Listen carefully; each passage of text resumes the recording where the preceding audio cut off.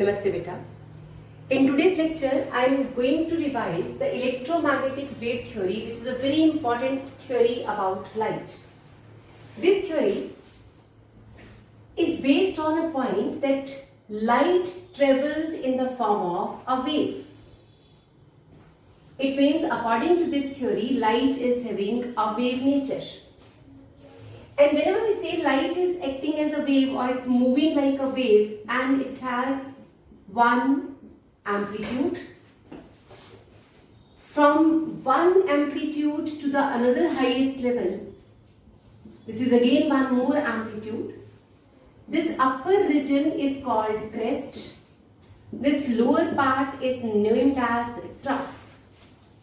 The distance between two consecutive crests is called lambda, that is called wavelength. And if light is moving like this, if light is behaving like a wave, it means it has very important characteristics.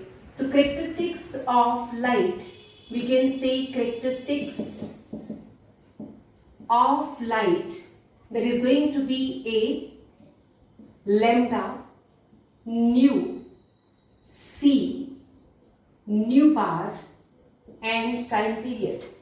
So these are the important characteristics of a wave. A is amplitude here. Lambda is wavelength. Nu is named as nu and is frequency.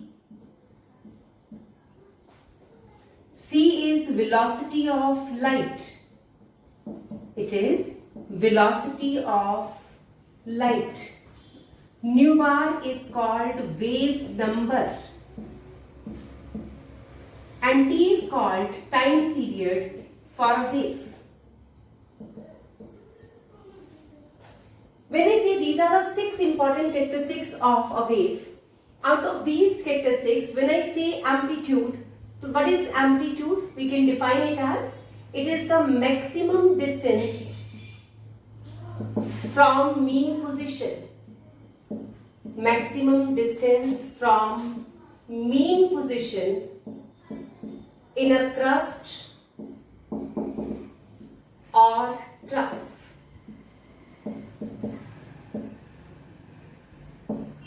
That is called amplitude.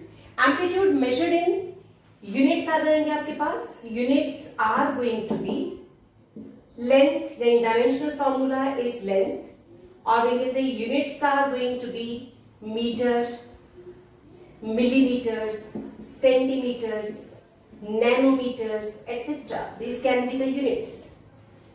तो आपके पास dimensional formula of amplitude is going to be L. Meter, millimeter, centimeter, nanometer can be the unit system. That is amplitude. Amplitude of a wave in crust and trough are going to be same. It means in a wave amplitude is going to be same in crust as well as trough. When I say wavelength, the wavelength is distance between two consecutive crusts or troughs. That is called wavelength. When I say it is distance between two consecutive crusts or troughs, it means distance between two consecutive troughs is also wavelength. If I take this distance from one trough to the another trough's amplitude, it is again going to be wavelength. Now, lambda is having units. Again, as it is distance, units are meter, millimeter, centimeter, nanometer, picometer, etc. Then we have the term frequency. Frequency is number of waves passing through a point. Number of waves passing through a point in 1 second. यानी 1 second में एक point के अंदर से कितनी waves पास हो जाती हैं, that is named as frequency. When I say number of waves, so it is unitless, number is not having any unit. passing through a point in 1 second. तो आपके पास 1 second में, let us suppose this is a point and we have number of waves passing through this point in 1 second. When I say number of waves passing through a point in 1 second, and if I take another wave which is having little bit higher amplitude or higher wavelength is going to pass through the point, so which is going to be more in number? Which wave will pass through this point in larger number as compared to this? Because it has small wavelength, it can pass, large number of waves can pass through the point in 1 second. So we can say that is called frequency, number of waves passing through a point. Let us suppose from this point, if 20 wavelengths can be passed, so we can say its wavelength frequency is going to be 20. So now we can say number of waves passing through a point is going to be frequency, and lambda is inversely proportional to frequency. Small lambda, larger frequency. So now wavelength is small, frequency is going to be large. And units of frequency, if we talk about units, units are going to be time inverse. When I say time inverse, it can be second inverse. And second inverse, it is written as hertz. So hertz is the units of frequency. Second inverse, hertz or time inverse, we can say this is the units of frequency. Velocity of light symbol is c. It is distance upon time. Distance upon time, that is called velocity. And velocity of light is going to be 3 into 10 raised to power 8 meter per second. For light, this velocity is going to be a constant. It is 3 into 10 raised to power 8 meter per second. That is called velocity of light.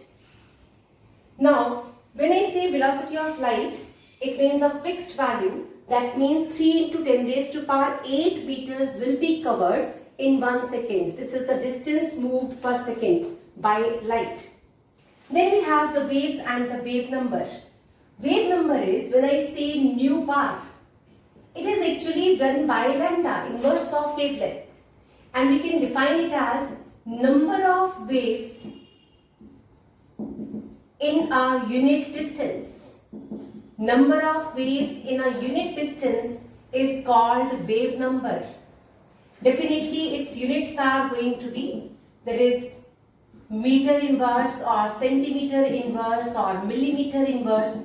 That is going to be the units of your wave number. And then last is time period. Time period is time taken for one wave to pass through a point. So we can say time period T is always equal to 1 by frequency. So 1 by frequency is time period, or we can say frequency is equal to 1 by T. In this way we have a complete view of the characteristics of your electromagnetic waves.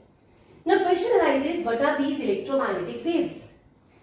And when I say wave, I have done the characteristics of these electromagnetic waves or electromagnetic waves theory के according. हमने इनकी characteristics तो पढ़ ली. अब आपके पास question ये आता है कि आपने अभी कहा lambda is inversely proportional to frequency. तो wavelength is inversely proportional to frequency, or we can say that it is lambda is equal to c by nu, where c is constant of proportionality here. It means c is equal to nu lambda. That is the formula of velocity, frequency and wavelength relationship. So this is going to be electromagnetic wave theory and crux of electromagnetic wave theory, which we have done in this on this screen or on this sheet. Let's do further. When I say electromagnetic waves are having following characteristics, and these characteristics are of electromagnetic wave, you must be thinking of what are these electromagnetic waves? Can we see these? Can we have a view of these electromagnetic radiations? Or these radiations are not visible to us or visible to us? Nothing is known to us unless we take some examples of these. Electromagnetic waves, when I say electromagnetic waves, so we must know that their examples are cosmic radiations, cosmic rays. Then you have gamma rays. These are electromagnetic. X-rays. Then you have ultraviolet radiation, UV rays. Then there is visible radiations, visible light. When I say visible light is there, the visible light is visible to us. This is the part of electromagnetic waves which can be seen with our eyes. It means our eyes are going to have a camera in which these radiations can go for the workable solution. Our eyes cannot see UV radiations, X-rays, gamma rays, cosmic rays, but we can see visible light. Then after this visible light, in which there are 7 colors, and all those 7 colors we can say are violet, indigo, blue, green, yellow, orange and red. After red we have infrared radiations. Infrared radiations, these are again going to be electromagnetic radiations. These are electromagnetic by nature.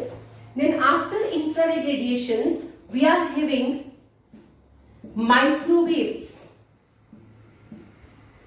Then there are radio waves, and all these together are named as electromagnetic radiations. Now these are the radiations called electromagnetic. Out of these we are just in a position to see visible light. It means this is the light which we are seeing right now. It's called visible radiations, visible light, and it is electromagnetic by nature.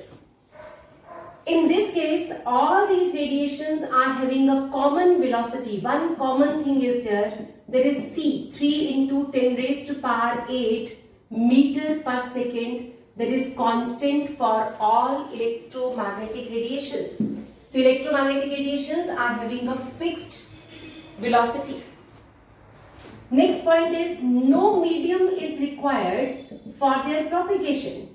No medium is required for their propagation. Electromagnetic radiation, they are not requiring, these are not having the need of any type of medium for passing through a region to the another region. For example, all these radiations are coming to us from sun.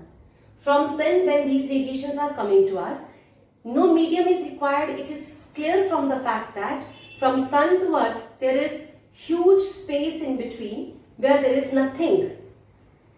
When there is nothing, these radiations are still coming to us. It means medium is not the requirement of these radiations to move. Although we know that sound waves require medium for the movement, but sound waves are not electromagnetic. The electromagnetic radiations, for these no medium is required for their propagation. Then there is a formula, C is equal to nu lambda. There is formula of a relationship of wavelength and frequency.